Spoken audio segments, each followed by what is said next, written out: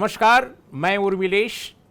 अब मैं लेके आ रहा हूँ मीडिया बोल, एक नया कार्यक्रम मीडिया के बारे में, मीडिया के परिप्रेक्ष्य के बारे में, मीडिया की दिशा, मीडिया की समझ और मीडिया कवरेज कैसा हो रहा है अपने देश में, इसको लेकर द वायर पर हम हर सोमवार शाम 7 बजे मिलेंगे, हर बार एक नए विषय के साथ, कुछ नए मेहमानों के साथ। इसके पहले जैसा हम सब जानते हैं मित्रों, आप सब देखते भी रहे हैं, मीडिया मंथन नाम से हम राज्यसभा टेलीविज़न में एक कार्यक्रम पेश करते रहे हैं। हमारी कोशिश है कि एक नए इस कार्यक्रम में मीडिया के बारे में इस वक्त जो देश में जद्दोजहद है, जो सवाल हैं, जो मुद्दे हैं, जो बहस है, हम कोशिश करेंगे कि उसको ईमानदारी, समझदारी के साथ पेश किया जाए, एक ऑब्जेक्टिविटी के साथ, एक वस्तुपरकता के साथ इस बहस को समाज में ले जाया जाए। हर बार शाम को आपका स्वागत है और आपके सवाल, आपके संदेश, आपकी आलोचना, आपकी समीक्षा, आपकी शिकायत, आपकी शाबाशी, ये सब हमारा मार्ग प्रशस्त करेगी, हमें और बेहतर कार्यक्रम पेश करने के लिए ताकत और साहस देगी। इन्हीं शब्दों के साथ हम आज अपने कार्यक्रम की शुरुआत कर रहे हैं और आज हमारा विषय है प्रेस फ्रीडम, मीडिया की आज़ादी। जाहिर है एनडीटीवी का खास संदर्भ है इस बार, क्योंकि देश में मीडिया फ्रीडम पर बहस तो लगातार होती रही है, लेकिन इस बार चूंकि एनडीटीवी का मसला पूरे देश में छाया हुआ है, हम कोशिश करेंगे कि इस संदर्भ में हम इस बहस को और व्यापक बनाएं। हमारे साथ इस विषय पर चर्चा करने के लिए इस वक्त दो खास मेहमान हैं। हमारे साथ हैं अशोक टंडन साहब। अशोक टंडन साहब लंबे समय तक पीटीआई के साथ काम करते रहे, वरिष्ठ पत्रकार हैं, टिप्पणीकार हैं और साथ में भारत के प्रधानमंत्री अटल बिहारी वाजपेयी के मीडिया एडवाइज़र के रूप में, मीडिया सलाहकार के रूप में लंबे समय तक वो काम कर चुके हैं। अशोक जी, आपका स्वागत है। हमारे साथ इस पैनल में दूसरे मेहमान हैं द वायर के फाउंडिंग एडिटर एम के वेणु। एम के वेणु, आपका भी बहुत बहुत स्वागत है। शुरुआत एम के वेणु हम आपसे करते हैं। आपको क्या लगता है, जिस तरह से एनडीटीवी को लेकर जो सीबीआई का छापा पड़ा, एनडीटीवी के कार्यक्रमों को लेकर, एनडीटीवी के कवरेज को लेकर भी कई बार सवाल सरकार ने सत्ता संरचना द्वारा उठाए गए। आपको याद होगा पठानकोट के कवरेज को लेकर एक दिन का बैन का आदेश हुआ, जिसको बाद में स्थगित किया गया। इसके अलावा भी बहुत सारी जद्दोजहद होती रही। बीच में एक कार्यक्रम में बीजेपी के प्रवक्ता और उसकी एक एंकर के बीच में खींचतान हुई, जिसको लेकर अप्रिय स्थितियां पैदा हो गईं। तो ये अगर पूरे इस कॉन्टेक्स्ट को हम ध्यान में रखें तो आपको क्या लगता है, सीबीआई के छापे की असलियत क्या है और मीडिया फ्रीडम पर इसका कितना इम्पैक्ट है? उर्मिला जी, पहली बात तो मैं ये कहूँगा कि ये जो सीबीआई के छापे के बाद जिस तरह जो रिस्पॉन्स आया है, जिस तरह कल प्रेस क्लब में मैंने देखा, मैं भी था, आप भी थे शायद वहाँ पे जी, जिस तरह लोग इकट्ठा हुए और जिस तरह अरुण शौरी ने कहा कि मोदी जी ने पूरे मीडिया को इकट्ठा कर दिया है इस सीबीआई छापे के बाद, और जिस तरह मंच पे मैंने देखा पुराने लोग, फली नरीमन, कुलदीप नायर जैसे लोग जो बहुत पहले मीडिया फ्रीडम के लिए लड़े हैं और इमरजेंसी के टाइम कांग्रेस, इंदिरा गांधी के टाइम, राजीव गांधी के टाइम सबसे आगे रहे हैं, और रामनाथ गोयनका उन दिनों इसी तरह के जो अटैक्स एक्सप्रेस ग्रुप में भी हुए। और उन्होंने बड़ी इंटरेस्टिंग बात कही, कुलदीप नायर जी ने। उन्होंने कहा कि उस वक़्त जो लोग इस मीडिया फ्रीडम के फोरफ्रंट में थे वो इस कैबिनेट में हैं आज बैठे हुए हैं। और बिल्कुल उन्होंने एक आयरनी दिखाई कि किस तरह आज वही लोग ये कह रहे हैं कि जो हुआ ये सही है। तो ये मुझे बड़ा एक अचंभा लगा। और जहाँ तक ये केस का सवाल है, इस सीबीआई केस का, मैं मानता हूँ कि ठीक है, कोई nobody is above the law. अगर सीबीआई ने छापा मारा, केस किया है तो उसकी तहकीकात हो रही है, मगर फाली नारीमन साहब ने जिस तरह एक लीगल प्रोसीजरल जो इतने उन्होंने होल्स पंच किए हैं सीबीआई के जो रेड और उसके लीगल प्रोसीजर जो अडॉप्ट किया उसमें, तो मैं तो फली नरीमन साहब को मैं मानता हूँ कि कंसिस्टेंट रहे, किसी पॉलिटिकल पार्टी से वो नहीं है, और हमेशा मीडिया फ्रीडम रामनाथ गोयनका जी के लिए भी लड़े हैं। तो अगर बहुत बड़े जूरिस्ट हैं तो मैं अगर उनके इंटरप्रिटेशन में जाऊँ तो ये गलत हुआ है, और बाकी सब भी बोल रहे हैं गलत हुआ है। और जहाँ तक इस रेड का सवाल है, इस हमारे वायर के एडिटोरियली में कहा कि इसका एक ही इंटरप्रिटेशन है कि ये खास एनडीटीवी के खिलाफ कोई वेंडेटा इसमें दिखता है। अशोक नंदन साहब, मैं इस केस के बारे में, इसके आर्थिक पहलू क्या हैं, जिसके बारे में एम के वेणु ने बताया और इनके एडिटोरियल में भी वो बातें साफ हैं, कल नरीमन साहब ने भी कहा, हम उसको रिपीट नहीं करना चाहेंगे क्योंकि वो देश के सामने आ चुका है कि दो प्राइवेट पार्टी के बीच का मामला था, उसमें एक इंडिविजुअल ने शिकायत करी, उस शिकायत के आधार पर सब कुछ शुरुआत कर दी गई, जो बड़ा ही अनहोनी सा है, अपवाद है। लेकिन हम ये आपसे समझना चाहते हैं कि आम तौर पे एक मीडिया के सेक्शन में ही ये कहा जा रहा है, मीडिया सर्कल में, सियासत में भी लोग कह रहे हैं कि साहब इस देश में जो इस वक्त प्राइवेट चैनल्स हैं उनका बड़ा हिस्सा, जैसे लगता है कि एक शाम को अगर आप टेलीविज़न खोलिए तो एक लगता है कि जैसे कोई भजन मंडली चल रही है।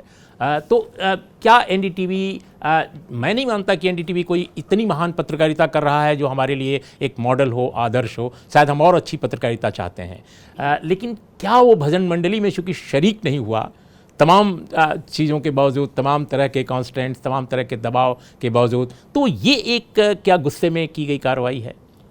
देखिए, संविधान सभा में जब freedom of speech and expression का मुद्दा आया 19(1)(a) का, तो उस समय बहुत ही कुछ प्रभावशाली सदस्यों ने ये कहा कि हमें 19(1)(a) में एक अनुच्छेद जोड़ना चाहिए जो केवल प्रेस फ्रीडम की बात करे, ताकि इस देश के लोकतंत्र में प्रेस फ्रीडम को सुनिश्चित किया जा सके। तो उस समय बाबा साहब अम्बेडकर ने एक बात कही थी और मैं समझता हूँ कि वो बात आज 70 साल बाद भी कितनी प्रासंगिक है। उन्होंने कहा, देखिए, हम 19(1)(a) जो डाल रहे हैं संविधान में, ये हर नागरिक को उसकी वाणी और अभिव्यक्ति की स्वतंत्रता है, हर नागरिक को freedom of speech and expression है, ये हम फंडामेंटल राइट में गारंटी कर रहे हैं। इसी में से ही प्रेस फ्रीडम आना चाहिए, ना कि प्रेस फ्रीडम हम अलग से लिखेंगे। तो उन्होंने एक चेतावनी दी थी। अब सोचिए बाबा साहब अम्बेडकर की सोच, उन्होंने कहा कि अगर हम ये अनुच्छेद डालते हैं तो आगे चलकर ये हो सकता है कि प्रेस, जिसको आज हम मीडिया कहते हैं, वो इसका दुरुपयोग करे और अपने आप को अबव द लॉ दिखाकर और प्रेस फ्रीडम के नाम पर वो इसका गलत इस्तेमाल कर सकता है। इसलिए हमें नागरिकों के जो मूलभूत अधिकारों में उसी के साथ इसको नक्की किया तहत ये प्रेस को फ्रीडम देना चाहिए। आज क्या हो रहा है, 70 साल बाद हम देख रहे हैं कि प्रेस की या मीडिया की जो आज स्वरूप है वो कितना बदल गया है। हम आज ही की बात करें तो प्रेस किसके हाथ में है? पूंजीपतियों के हाथ में है। और इस तरह से एक एक घराना सभी मीडिया को अपने कंट्रोल में किया जा रहा है और जितना भी मीडिया है वो लगभग या तो पूंजीपतियों द्वारा चलाया जा रहा है, या जो मीडिया के घराने हैं वो माइनिंग में जा रहे हैं, रियल एस्टेट में जा रहे हैं, इंफ्रास्ट्रक्चर में जा रहे हैं। तो उनके जो निहित स्वार्थ जुड़ गए हैं उसके चलते भी फ्रीडम ऑफ द प्रेस को एक अलग तरह का खतरा है। अशोक भाई, आपने बहुत महत्वपूर्ण सवाल उठाया, मैं यही समझना चाहता हूँ। जो अभी जो सत्ता संरचना में लोग हैं, चाहे वो मंत्री हों, प्रवक्ता हों या बड़े ओहदेदार हों, वो बार बार एनडीटीवी के कॉन्टेक्स्ट में ये कह रहे थे कि हम ये कर्टेल नहीं करना चाहते फ्रीडम किसी की, न कर रहे हैं, हम तो चाहते हैं कि बिजनेस फेयर ढंग से हो। लेकिन आपने बिल्कुल सही सवाल उठाया। आपने यहाँ जो ओनरशिप कैरेक्टर है मीडिया का, हमारे यहाँ जो क्रॉस मीडिया होल्डिंग है, हमारे यहाँ जो कंसोलिडेशन हो रहा है मीडिया घरानों का संकेंद्रण, लगातार टेक ओवर्स हो रहे हैं, छोटे मझोले क्षेत्रीय अखबार और दूसरे जो मीडिया जो मंच हैं वो लगभग विलुप्त हो रहे हैं, गायब हो रहे हैं या कमज़ोर हो रहे हैं। तो इस दौर में भी कोई भी सरकार, मैं आज की सरकार के बारे में केवल नहीं कह रहा हूँ, इसके पहले की भी सरकार, इसने फेयर बिजनेस मीडिया में हो, बेहतर ढंग का ओनरशिप कैरेक्टर सामने उभर कर आवे, जो मीडिया के अंदर जो आर्थिक जो पहलू हैं उनको कैसे एड्रेस किया जाए कानूनी तौर पे, इस पर तो कोई पहल नहीं की गई। नहीं, एक बात इसमें मैं कहना चाहूँगा अरविंद जी, हम लोगों ने बहुत समय से पत्रकारिता की है। आज क्या स्थिति है देश की पत्रकारिता में? एडिटर नाम का इंस्टीट्यूशन जो है उसको समाप्त कर दिया गया है। मालिक ही एडिटर हैं, मालिक ही उसकी नीति बनाते हैं। और एडिटर किसको माना जाता है या लाया जाता है? जो सरकार के साथ जिसकी तालमेल बिठाया जा सके। तो कुल मिलाकर जो स्वतंत्रता संग्राम के समय मीडिया की भूमिका थी और वहाँ से चलते हुए आज हमारे एडिटर व्हीलर डीलर बन गए हैं। मालिक लोग एडिटर उसको अपॉइंट करते हैं कि जो उनके बिजनेस की फाइलें आगे चला सके। बड़े अखबारों के एडिटर बड़े भी अखबारों ट्रांसफर पोस्टिंग की बातें करते और हैं। सचमुच में जो 10, 15, 20 साल पहले एक एडिटर का एक पद था, उसकी गरिमा थी, आज उसको सिस्टमेटिकली मालिक लोग समाप्त कर रहे हैं। और आज देश भर में ढूंढने से भी आपको प्रोफेशनल पत्रकार एडिटर मिलते ही कम हैं। वेनु, ना आप के बराबर। आर्थिक मामलों के जानकार हैं, विशेषज्ञ हैं। यही सवाल है कि अगर हमारे देश में मीडिया की फ्रीडम पर जो दबाव हैं, जैसे हमने देखा है कि इस बार जो है मीडिया फ्रीडम इंडेक्स में जो हर वर्ष जारी होता है रिपोर्टर्स विदाउट बॉर्डर्स की तरफ से, उसमें 180 मुल्कों की लिस्ट में हम 136वें स्थान पर थे, हम और नीचे गिरे हैं। और एक बात और दिखी कि भाई इसमें जितने बेहतर ढंग के लोकतांत्रिक देश हैं, जहां डेमोक्रेसी भी मजबूत है, वो फ्रीडम इंडेक्स में, मीडिया फ्रीडम इंडेक्स में सबसे ऊपर हैं, चाहे नॉर्वे हो, डेनमार्क हो, या स्वीडन हो, ऑस्ट्रिया हो। लेकिन जहां डेमोक्रेसी कमज़ोर है, जहां उसकी जड़ें कमज़ोर हैं, वहां प्रेस फ्रीडम भी कमज़ोर है। हम यही आपसे समझना चाहते हैं कि अगर इतनी समस्याएं हमारे ओनरशिप को लेकर हैं, मीडिया ओनरशिप को लेकर, टेक ओवर्स हो रहे हैं इल्लीगल किस्म के, इल्लीगल तो नहीं कहा जाए लेकिन अनियमित, और छोटे मझोले क्षेत्रीय अखबार गायब हो रहे हैं। जी हाँ। तो इन इश्यूज को क्यों नहीं एड्रेस करती सरकारें या सत्ता संरचनाएं? वो क्यों बार बार एनडीटीवी जैसे इशू उठा देते हैं, राजस्थान पत्रिका के इशू उठा देते हैं, बिहार के अखबार को इशू उठा देते हैं जहां विज्ञापन बंद कर दिया जाता है, या बिल्कुल उनको बेदखल कर दिया जाता है आर्थिक बराबरी के दायरे से? बिल्कुल आप सही कह रहे हैं। मैं अशोक टंडन जी की इस बात से तो मैं सहमत हूँ कि जो इंडिया में पिछले जो 20-25 साल में जो कॉरपोरेट टेक ओवर हुआ है मीडिया का, और जो बड़े बड़े businesses, mining licences, media owner अगर माइनिंग लाइसेंस लेने चले जाए फिर तो पत्रकार क्या करेगा वहाँ पे? तो ये एक बहुत बड़ा कारण है कि मीडिया फ्रीडम का जो कंस्ट्रक्ट होने का। और इसका मैं आपको एक उदाहरण देता हूँ। एक सज्जन है, एडिटर, बड़े अच्छे जाने माने एडिटर हैं, मैं चैनल का नाम नहीं लूँगा क्योंकि वो एक बड़े उद्योगपति उस चैनल के ओनर हैं।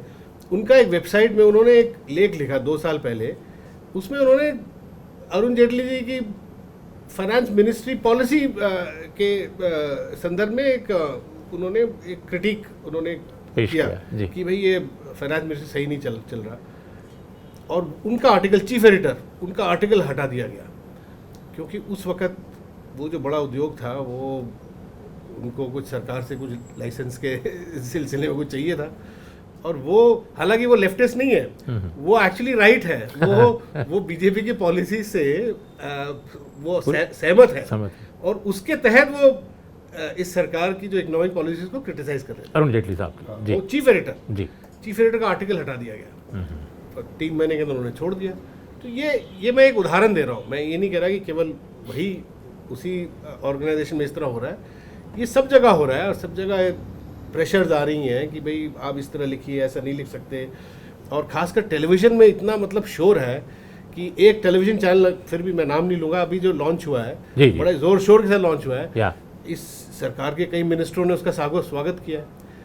हर एक प्राइवेट चैनल का स्वागत तो होता नहीं है, और उस चैनल में इतना शोर मचता है इंडिया पाकिस्तान को लेके या चीन को लेके। नहीं, उसके जो मुख्य एंकर हैं उनकी हर दिन शाम को कोशिश होती है कि उनकी आवाज़ स्टूडियो से सरहद के पार चली जाए। और यहाँ तक कि अशोक जी, आप ये मुझे फॉरेन पॉलिसी जो करने वाले, जो फॉरेन पॉलिसी बनाने वाले लोग सरकार में बताते हैं कि मुश्किल हो जाता है कि अगर इंडिया पाकिस्तान रिलेशनशिप केवल एक बॉर्डर में फायरिंग या किसी का सर काट दिया उस पर अगर निर्भर हो जाए फिर तो फॉरेन पॉलिसी कर ही नहीं सकते। लेकिन मैं आपको ले जाना चाहूँगा आज़ादी के एकदम बाद क्या हुआ मीडिया के साथ। एक कहानी है, किस्सा है। जवाहरलाल नेहरू एक बार हैदराबाद में राजभवन में ठहरे थे, तो उन्होंने कुछ मीडिया से बात करनी थी, तो मीडिया को बुलाया गया।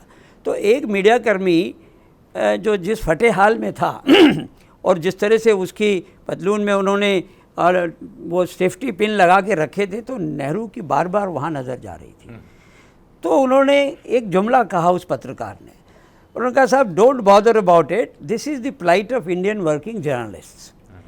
ऐसा कहते हैं कि नेहरू को उस बात पर इतना गहरा सदमा लगा कि वापस आकर दिल्ली उन्होंने कैबिनेट की मीटिंग में सबसे पहला काम किया कि उन्होंने एक प्रेस कमीशन बनाया कि इस इंडस्ट्री को एक ऑर्गेनाइज तरीके से बनाइए। उसी में से वेज बोर्ड निकला, उसी में से आपका प्रेस काउंसिल निकली, उसी में से आरएनआई निकली, और वेज बोर्ड तमाम जो एक इंडस्ट्री को, आज क्या स्थिति है, 1 2 3 4 वेज बोर्ड आते हैं और मालिक लोग कहते हैं कि हम कोई इंडस्ट्री नहीं है कि हम आपको इस तरह से वेज बोर्ड दें, हम तो कमर्शियल वेंचर हैं।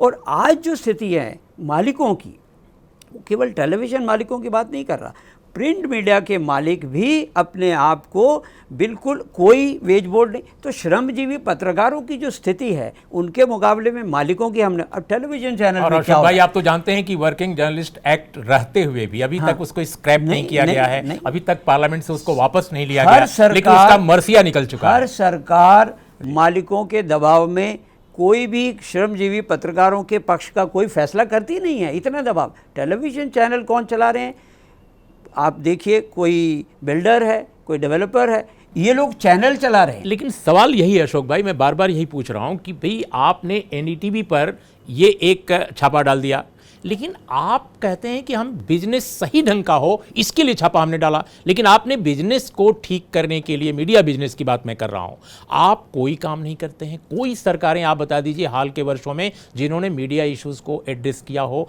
खासकर उसके आर्थिक पहलू को। पहली बात। दूसरी बात, एडिटर नाम की संस्था का जो आप कह रहे हैं कि बड़े संस्थानों में लोप हो गया है, वो विलुप्त हो रही है संस्था, इसको लेकर कोई भी कोशिश आप देखिए दूसरे प्रेस आयोग के बाद कोई और फॉर्मेशन इस तरह की नहीं बनने नहीं दिया, इनिशिएटिव नहीं लिया गया। अभी प्रेस कमीशन बनने नहीं दिया जा रहा मालिकों की ओर से, इंडस्ट्री की ओर से। मैं आपको एक और उदाहरण देता हूं, हमने पिछले कई सालों में पेड न्यूज़ सिंड्रोम पर बहुत चर्चा की। उस पर जब प्रेस काउंसिल में यह मामला आया और उसकी रिपोर्ट में ये साबित हो गया कि कुछ मालिकों ने सचमुच में पेड न्यूज़ सिंड्रोम किया है, और उसकी जो रिपोर्ट बनी, उस रिपोर्ट को दबाने के लिए संसद के सदस्य, सभी पार्टियों के जो प्रेस काउंसिल के मेंबर हैं, उनके द्वारा मालिकों ने दबाव डलवाकर उस रिपोर्ट को ठंडे बस्ते में डाल दिया।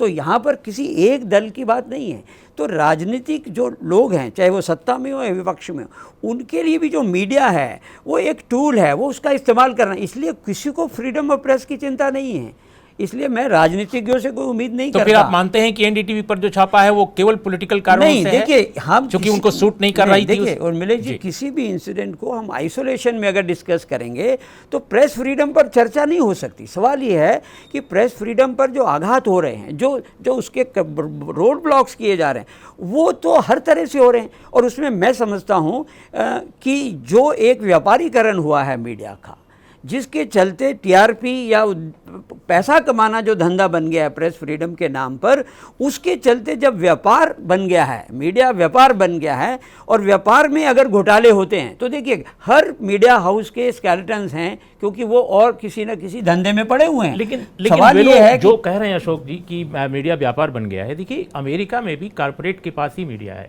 हाईली कॉर्पोरेट मीडिया अमेरिका का भी है। लेकिन अगर अमेरिकन मीडिया में हाल के वर्षों में आप देखिए, हाल के दिनों में बल्कि डोनाल्ड ट्रंप साहब के आने के बाद जिस तरह मीडिया वहाँ एसर्ट किया है, जिस तरह उसने एक अपने को फिर से री इन्वेंट करना भी कह सकते हैं आप, उसने और वो पूरी उनकी नीतियों को लेकर, चाहे वो अमेरिका के अंदर के को लेकर हों, चाहे दुनिया के बारे में ट्रंप साहब की नीतियाँ हों, उनकी एक कड़ी समीक्षा पेश कर रहा है। तो लेकिन भारत में जो कॉर्पोरेट है, जिसकी ओनरशिप की बात हम यहाँ कर रहे हैं, वो वहाँ विविधता गायब है।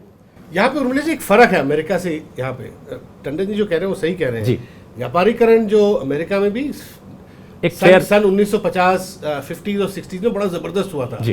वहाँ पे जो बड़े बड़े मल्टीनेशनल और जो धंधे में थे, उन्होंने मीडिया कंपनी भी खरीदी और मीडिया कंपनी का उन्होंने इस्तेमाल किया, क्लाउड जो उसका जो पावर है अपने और बिजनेस में मुनाफा बढ़ाने के लिए। और उस वक्त जो राजनेता थे वो भी उससे खुश थे, क्योंकि वो भी फायदा उठा रहे थे। इन्होंने कहा जैसे सब फायदा उठा रहे हैं एक दूसरे का।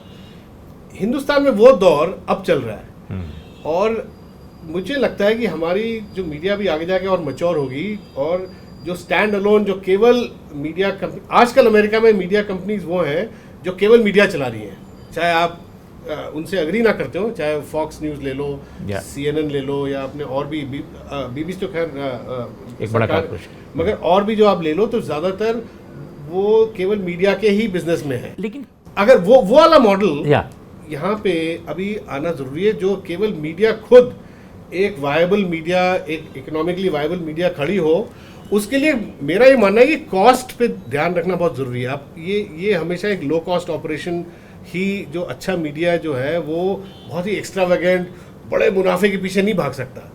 एक अच्छा मीडिया वही होगा जो एक रीजनेबल प्रॉफिट और एक रीजनेबल कॉस्ट के तहत अपना काम चलाए, और कॉस्ट से फ्रीडम का बहुत गहरा ताल्लुक है। जो मीडिया बड़े एडवर्टाइजिंग पे डिपेंड नहीं करता और बड़े उद्योगों पे डिपेंड नहीं करता, वो ज़्यादा फ्री रह सकता है, और बड़े सरकारी एडवर्टाइजिंग पे भी डिपेंड नहीं करता, वो फ्री हो सकता है। I think sorry for interruption, एक से जो कि बहुत महत्वपूर्ण बात एम के मेनू ने कही है। क्या आपको लगता है कि भारत में इस वक्त एक ऐसे मीडिया की वाकई ज़रूरत है जिस पर जोर दिया जाना चाहिए, जो न तो सरकार पर पूरी तरह निर्भर हो और न तो बाजार पर?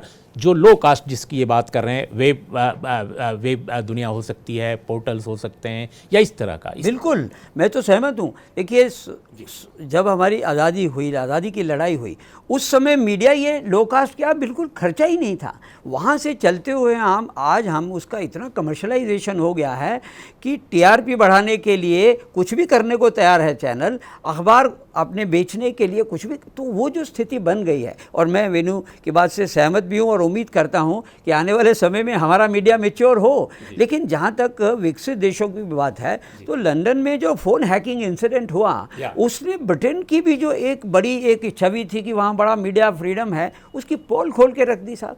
ये रुपर्ट मर्डॉक जो दुनिया हमारे यहाँ भी आने की कोशिश कर रहे हैं, ये जो मल्टीनेशनल, तो हमारे तो मल्टीनेशनल हैं ही हैं, दुनिया वाले भी यहाँ के मीडिया पर कंट्रोल करने की कोशिश कर रहे हैं। तो भारत जैसे लोकतंत्र में हमको मीडिया की जो सुरक्षा करनी है, वो ना बाहर की बहुराष्ट्रीय कंपनियों से बचाना है, अपने भी मल्टीनेशनल से बचाकर इसकी स्वतंत्रता को कायम रखने के लिए प्रोफेशनलिज्म को बढ़ाना पड़ेगा।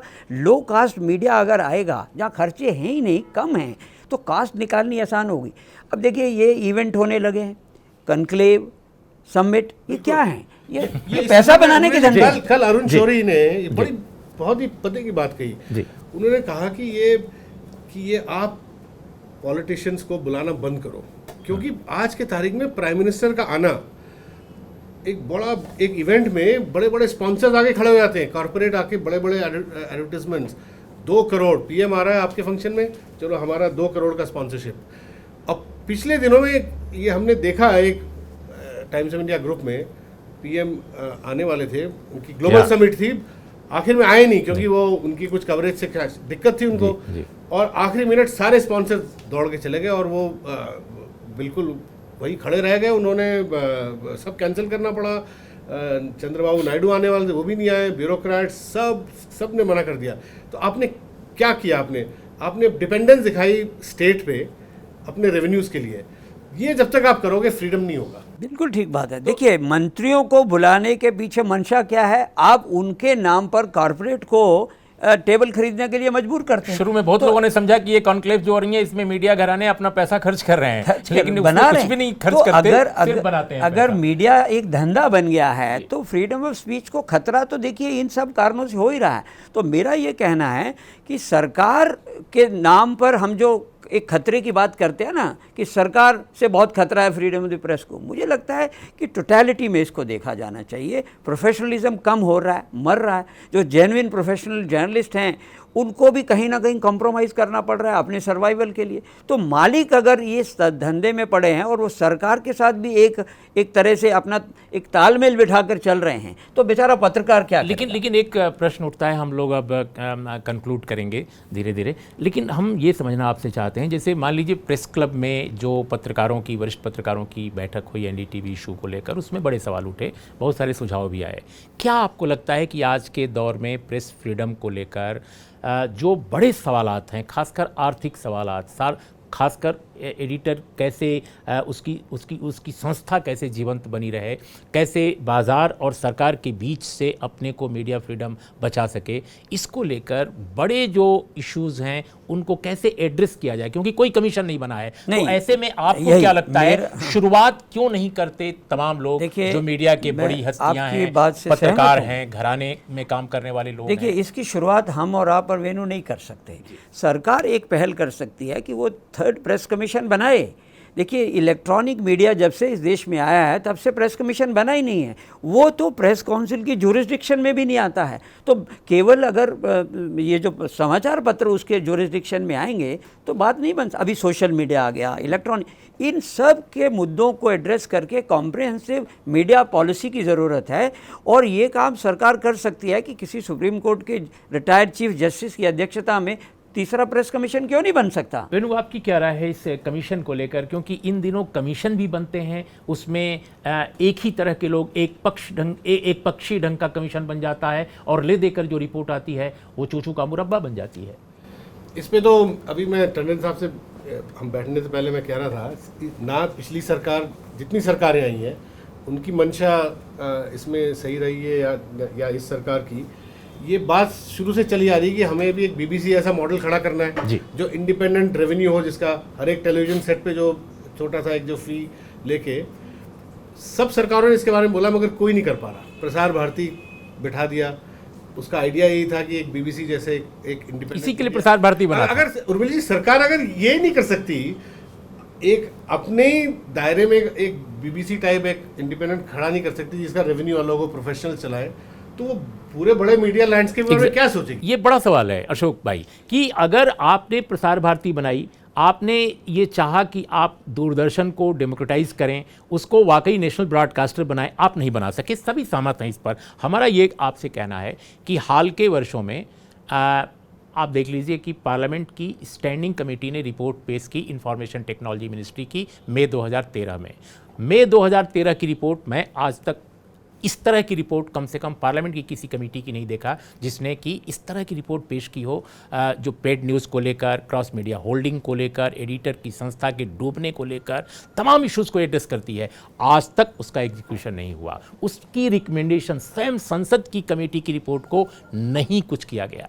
ऐसे में क्या होगा? देखिए, मैंने शुरू में कहा कि आज मीडिया हाउसेस इतने पावरफुल हो गए हैं, सक्षम हो गए हैं कि वो सरकार पर दबाव डालकर प्रेस कमीशन नहीं बनने देते, सरकार पर दबाव डालकर प्रेस काउंसिल की रिपोर्ट फेयर नहीं होने देते।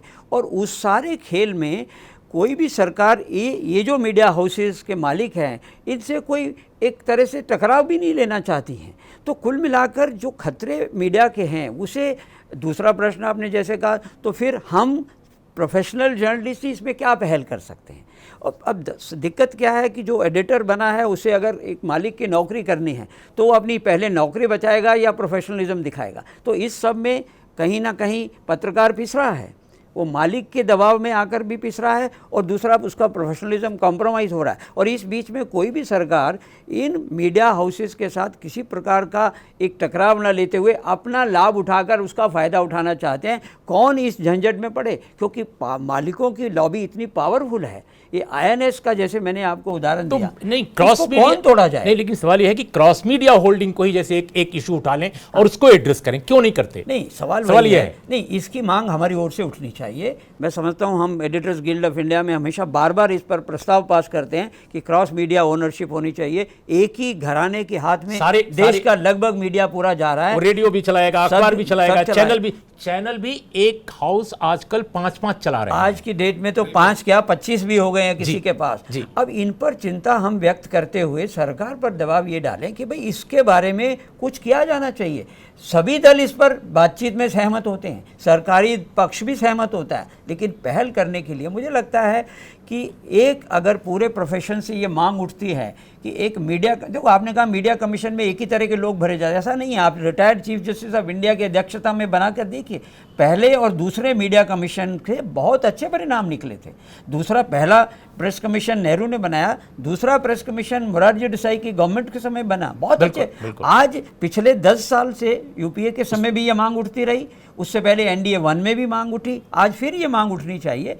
जब तक हम एक प्रेस कमीशन बनाकर इस पूरे प्रोफेशन के बारे में टोटलिटी में नहीं सोचेंगे, श्रमजीवी पत्रकार के बारे में भी सोचना पड़ेगा, हमें कैसे अंकुश लगाना है टेलीविज़न चैनल पर, ये सब चीज़ें एक जब तक एक पॉलिसी फ्रेमवर्क या एक गाइडलाइंस प्रेस कमीशन नहीं देता तो ये ऐसे ही चलता रहेगा। अभी तो एक बहुत बड़ा संकट मीडिया पे आ रहा है और मीडिया के मालिकों पे आ रहा है। मालिकों का भी टाइम खत्म हो रहा है जी। जो जैसे बता रहे थे अभी जो कंट्रोल कर रहे थे फेसबुक और गूगल, आगे 5-10 साल का प्रोजेक्शन है कि सारी जो एडवर्टाइजिंग जो है फेसबुक और गूगल के जरिए आएगी। इन बड़े घबरा रहे हैं ये लोग कि क्या करेंगे।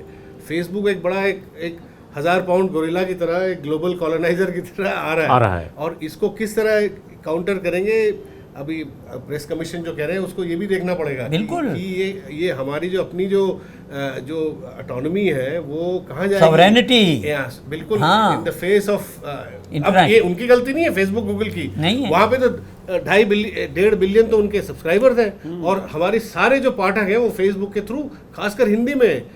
अभी हमारे यहाँ गूगल का प्रेजेंटेशन था, उन्होंने कह रहे थे कि हिंदी के जो 550 मिलियन अगले 2-3 साल में उनके गूगल के जरिए आएंगे, वो ये बता रहे थे। ये तो क्या आपको लगता है कि ये जो नई चीज़ें आ रही हैं, नए चैलेंजेस पेश हो रहे हैं भारत के मीडिया के सामने, क्या उससे एड्रेस करने के लिए वो कोई नई चीज़ें ईजाद करेगा? अभी करना पड़ेगा सबको मिलके बैठ के। अभी तक तो ये है कि सारे जो मालिक हैं वो अपने बारे में सोच रहे हैं, अपनी जो मार्केट शेयर को प्रोटेक्ट करने की सोच रहे हैं, मगर वो प्रोटेक्ट होगा नहीं, मेरा मानना है।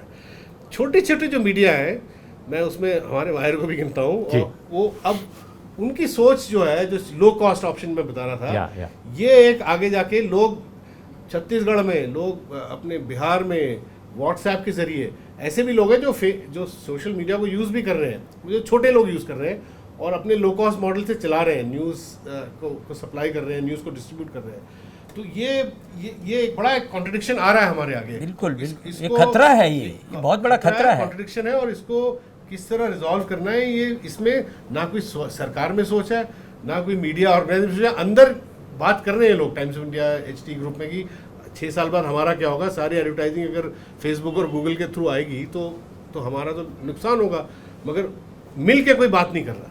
लेकिन सवाल इस बात का है कि जैसे आप एक रिकमेंडेशन था कि विज्ञापन और खबर का रेशियो कितना होना चाहिए, ये प्रेस फ्रीडम के अंदर ये भी एक बहुत महत्वपूर्ण पहलू आता है। जी हाँ, लेकिन हमने देखा कि हाल के दिनों में जब टेलीविज़न के बारे में एक रिकमेंडेशन आया ये, और उस रिकमेंडेशन के एग्जीक्यूशन की बात आ गई, सरकार के तत्कालीन मंत्री ने बाकायदे इस पर बयान भी दे दिया, तो एडिटर्स गिल्ड में जो लोग थे, खासकर टेलीविज़न चैनलों के एडिटर, वे सारे के सारे प्राइम मिनिस्टर के यहाँ जा करके और लॉबिंग करने लगे, और उन्होंने TRA चेयरमैन का एग्जैक्टली खुल्लर साहब के समय, और उस वक्त बाकायदे संपादकों ने ही लॉबिंग की कि नहीं साहब, हम लोगों की तनख्वाहों पर बहुत असर पड़ जाएगा। यही तो प्रॉब्लम है, यही प्रॉब्लम है। आप इतनी तनख्वाह लेके बैठे हो, आप करोड़ों रुपए अगर आप प्रोटेक्ट उसको उस नजरिए से देखोगे तो आप फिर कॉम्प्रोमाइज। बिल्कुल वही प्रॉब्लम है। देखिए, तो मीडिया में एक तरफ तो आप 17,000, 16,000, 15,000 पर रख रहे हैं, और दूसरी तरफ आप करोड़ों का पर ईयर आप एक ले रहे हैं सैलरी, तो क्या ये भी एक बड़ा संकट नहीं है? संकट है साहब। आज जो श्रमजीवी पत्रकार है, रिपोर्टर है, उसकी दुर्दशा देखिए, उसकी नौकरी पर तलवार लटकी रहती है, क्योंकि वो हायर एंड फायर के चक्कर में ऊपर वाला तो करोड़ रुपए लेता है, उन बेचारे आज जो नया एक ग्रेजुएट जर्नलिस्ट जाकर नौकरी में, मैं तो टीचर रहा हूँ जर्नलिज्म का, 7-7, 8-8 हज़ार रुपए में उनको नौकरी के लिए भीख मांगनी पड़ रही है। ये पहली बार ही मैंने देखा है ये संकट का। आप अंदाजा लगाइए कि इसका जो स्केल क्या है। जो मार्केट लीडर जो है ईस्ट में आनंद बाजार ग्रुप, साउथ में हिंदू ग्रुप, नॉर्थ में हिंदुस्तान टाइम्स ग्रुप, ये मार्केट लीडर्स हैं, और यहाँ पे पिछले 1-2 साल में 800, 1000, 2000 जर्नलिस्टों को रिटेंच किया, और वो इशू बना नहीं, वो कभी इशू नहीं बना। और ये सारी ग्रुप्स 20-25 साल पहले लाइफ टाइम एम्प्लॉयमेंट देने वाली मानी जाती थी। कि आप यहाँ ज्वाइन करो और रिटायर करो यहाँ से। बिल्कुल, हम लोगों ने देखा है, चाहे वो आनंद बाजार ग्रुप हो, हिंदू हो या हिंदुस्तान टाइम्स। इसीलिए ये वेज बोर्ड मानते नहीं हैं कि हायर एंड फायर किया, तो जो श्रमजीवी पत्रकारों के साथ हो रहा है उसको भी जब तक हम एक इंस्टीट्यूशनलाइज नहीं करेंगे, और तो वो बेचारे एक्सप्लॉइट होते रहेंगे। तो क्या ये मीडिया पर ग्लोबलाइजेशन का या रिफॉर्म्स का एक नेगेटिव इम्पैक्ट पड़ा है, खासकर 91-92 के बाद ये ट्रेंड बहुत तेज हुआ है? नहीं, बाजारीकरण का तो बहुत इम्पैक्ट पड़ा है, और ये जो एडवर्टाइजमेंट और ये जो हावी हुआ है, जो इवेंट स्पॉन्सरशिप इवेंट, और साथ में फिर स्टेट भी अपना एडवर्टाइजिंग जो देती है। स्टेट कैसे देती है, आप उनसे पूछिए। ये मनीष तिवारी जब थे, उन्होंने शुरू में बोला कि मैं दोबारा से देखूंगा, सर्कुलेशन के हिसाब से, एक नॉर्म के हिसाब से एडवर्टाइजिंग दी जाएगी, पर ऐसा होता ही नहीं है। लेकिन उर्मिला उन्होंने करा ना यहाँ पे हो रहा है। उर्मिला जी, पत्रकारों का शोषण ये हमारे ही लोकतंत्र में क्यों हो रहा है? बाजारीकरण तो सब जगह है, लेकिन पत्रकारों की तनख्वाह और वर्किंग कंडीशंस खूब अच्छी हैं। केवल यहाँ पर हमारा जो मालिक है, ये बड़ा प्रश्न है, यही तो मैं पूछ रहा हूँ, यही मैं पूछ रहा हूँ आपसे। उस शोषण को कैसे रोका जाए, ये भी तो एक प्रेस फ्रीडम का मामला बनता है। लेकिन अशोक जी, आप मीडिया एडवाइजर भी रहे हैं प्रधानमंत्री के, आप एक सीनियर जर्नलिस्ट हैं, आपको क्या लगता है, क्या ये डेमोक्रेसी का प्रश्न है? क्या अपने देश में बाजार बढ़ रहा है, अर्थव्यवस्था बढ़ने का दावा किया जा रहा है, डेमोक्रेसी सिकुड़ रही है और उसमें मीडिया भी सिकुड़ रहा है? क्या आपको लगता है? मीडिया सिकुड़ना का मतलब, देखिए, जैसे उसके आकार प्रकार की बात मैं नहीं कह रहा हूँ, ये 80,000 से ज्यादा वैश्वीकरण, बाजारीकरण का एक ये नेगेटिव एस्पेक्ट है। लेकिन हमारे देश में क्योंकि हमारे यहाँ गरीबी है, भुखमरी है, रोजगार कम है, तो यहाँ पर शोषण का जो स्कोप है वो बहुत ज़्यादा है और वो हो रहा है, और हर क्षेत्र में शोषण हो रहा है, पत्रकार का भी शोषण हो। लेकिन प्रेस फ्रीडम के नाम पर हम कभी उनके लिए कभी बात ही नहीं करते हैं। तो मैंने बिल्कुल अंतिम सवाल कि क्या हमारे देश में जो डेमोक्रेसी सिकुड़ रही है, अर्थव्यवस्था का जो आकार है बढ़ रहा है, मीडिया का आकार भी बढ़ा है, लेकिन मीडिया के अंदर जो लोकतांत्रिकता है, कहीं वो हमारे जनतंत्र की तरह तो नहीं कमज़ोर हो रही है? बिल्कुल हो रही है। खासकर मैंने देखा रीजनल मीडिया में भी जो अच्छे अखबार हैं, मैं एक दो जगह गया हूँ पिछले दिनों में, और उन्होंने अंदर की जो बात हमें बताई, जो इंटरेक्शन में, वो भी ये कह रहे हैं कि अंदर भी जो शोषण जो बढ़ रहा है, कि एक ही आदमी को कहा जा रहा है कि आप ये भी करिए, ये भी करिए, ट्विटर में भी जाइए, सोशल मीडिया भी देखिए, और आप बाहर आप पे काम का ज़्यादा, और नई नई टेक्नोलॉजीज, नया सोशल मीडिया, मगर कोई रीट्रेनिंग नहीं, कुछ पैसे कॉम्पनसेट बढ़ाने की बात कुछ नहीं। बड़ा रीजनल अखबारों में तो विज्ञापन लेने और देने को लेकर के दबाव हैं। अभी हाल में एक पॉलिटिकल पार्टी ने कहा कि उसके 5 अखबारों में विज्ञापन छपने जा रहे थे और उन्होंने छापने से इनकार कर दिया। मुझे लगता है कि आप दोनों लोगों ने मीडिया फ्रीडम को लेकर अपने देश में जो हालात हैं, जो स्थितियां हैं, उस पर बहुत एक जागरूक चर्चा छिड़ी है, और कुल मिलाकर अपने देश में जो प्रेस फ्रीडम है उसमें अगर देखा जाए तो एक खबरों की विश्लेषण में कैसे वस्तुपरकता बरती जाए, कैसे निर्भीकता दिखे, कैसे रोज़गार की सुरक्षा हो, क्योंकि रोज़गार की सुरक्षा भी एक बड़ा प्रश्न है जिसको आप बार बार उठा रहे थे, और समाज में लोकतांत्रिकता जो वेणु ने अभी कहा। मुझे लगता है कि ये वो चीज़ें हैं जो हमारे प्रेस फ्रीडम को कहीं न कहीं प्रभावित कर रही हैं, और लोकतंत्र से मुझे लगता है, जैसा मैंने शुरू में भी कहा, प्रेस फ्रीडम का प्रश्न हमारे समाज, किसी भी समाज के, की लोकतांत्रिकता से जुड़ा हुआ है। अगर आपका समाज लोकतांत्रिक, जीवंतता उसमें होगी लोकतंत्र में, तो आपकी प्रेस फ्रीडम को भी ताकत मिलेगी, वह भी अंदर से जीवंत होगी। कहीं न कहीं हमारा यह विशाल लोकतंत्र अंदर से कहीं न कहीं कमज़ोर हो रहा है, और हमारी प्रेस फ्रीडम की जो ताकत है वो भी शायद इसीलिए कमज़ोर हो रही है, इसके बावजूद कि मीडिया बढ़ रहा है, विशाल हो रहा है, उसका आकार प्रकार, उसका बाज़ार बढ़ रहा है, लेकिन हम अंदर से कमज़ोर हो रहे हैं। जब तक इन चीज़ों को शायद हम एड्रेस नहीं करेंगे और ईमानदारी, समझदारी और तरफदारी के साथ, तब तक ये सवाल यक्ष प्रश्न बने रहेंगे। इन शब्दों के साथ आपका बहुत बहुत धन्यवाद आप दोनों का। आप देखते रहिए मीडिया बोल। अगले सप्ताह फिर मिलेंगे एक नए सब्जेक्ट के साथ, एक नए मेहमान, नए पैनल के साथ।